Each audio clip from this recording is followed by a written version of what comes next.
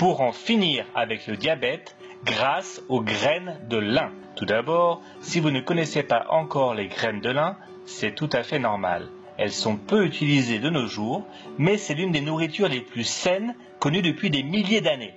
Ces graines remportent le tiercé du diabète. Elles sont riches en protéines, riches en fibres et riches en bons gras, du même type que celui contenu dans le poisson. Les graines de lin sont également très bonnes pour la santé cardiovasculaire et elles aident à lutter contre le cancer du sein et le cancer de la prostate.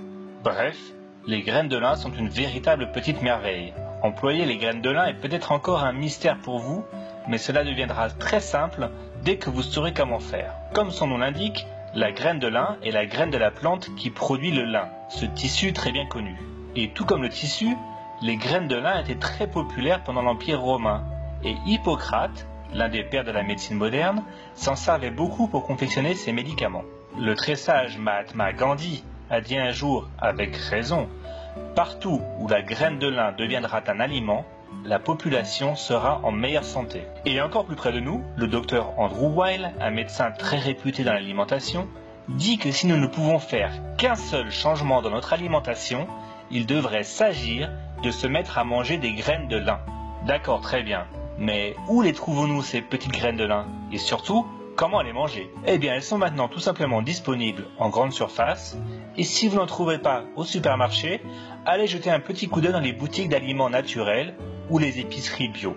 Les graines de lin existent de deux couleurs, une couleur plutôt dorée et une autre plutôt brune. Les deux couleurs de graines de lin ont en fait les mêmes qualités nutritionnelles, donc vous pouvez juste choisir la couleur que vous préférez. Elles ont un goût très agréable de noisette et elles sont riches en protéines et en fibres. Elles sont aussi une bonne source de magnésium, un minéral qui est très important pour une bonne maîtrise de la glycémie, car il aide les cellules à absorber l'insuline.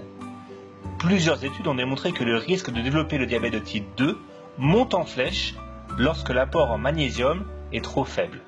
Donc assurez-vous d'en faire le plein. Et les graines de lin en sont une bonne source. Mais attention, la nature a doté les graines de lin d'un emballage fin mais puissant, ce qui a ses avantages et ses inconvénients. L'avantage, c'est que l'on peut conserver les graines de lin facilement pendant 1 an dans un récipient hermétique. Mais cet emballage naturel des graines de lin est presque trop puissant. Il est fort probable que ces petites graines passent dans votre système digestif quasiment indemne et ne vous apportent donc aucun nutriment.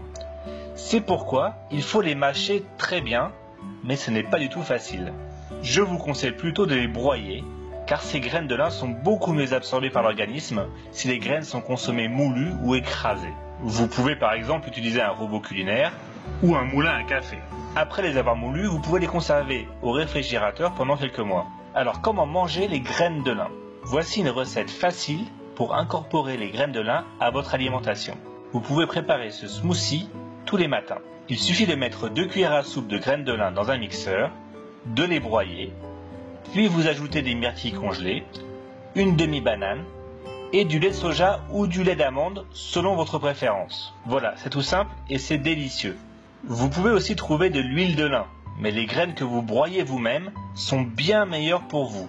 Une grande partie des nutriments sont effectivement perdus lorsque les graines sont pressées pour faire de l'huile. Les graines de lin sont non seulement la meilleure source naturelle de lignane, mais elles sont aussi une excellente source de fer, de zinc, de cuivre, de calcium, de protéines, de potassium, de magnésium, de folate, de fibres solubles, ce qui peut réduire notre cholestérol, et même de bore, un minéral important pour améliorer la santé de nos os.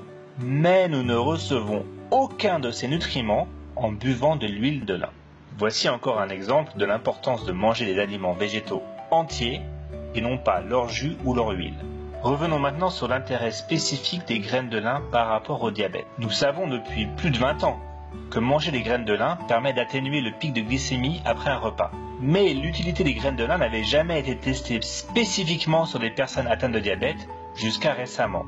Et il a été mis en évidence qu'une cuillère à soupe de graines de lin moulues tous les jours pendant 1 mois entraîne une baisse significative du taux de sucre moyen dans le sang. Et en prime, on observe aussi une baisse des triglycérides et du cholestérol. Alors comment les graines de lin aident-elles à lutter contre le diabète? Eh bien, il semblerait que la consommation de graines de lin peut améliorer la sensibilité à l'insuline. Et bien que les graines de lin soient plutôt grasses, aucun gain de poids n'a été signalé chez les personnes qui ont ajouté des graines de lin à leur régime pendant 3 mois. En fait, il semblerait même qu'au contraire, cela aide à faire perdre un peu de graisse autour du ventre. Voilà, c'est fini pour cette vidéo sur les graines de lin. J'espère que vous avez appris quelque chose, et si c'est le cas, mettez un petit like sous la vidéo, et n'hésitez pas à vous abonner à la chaîne pour plus de vidéos sur le diabète. À bientôt!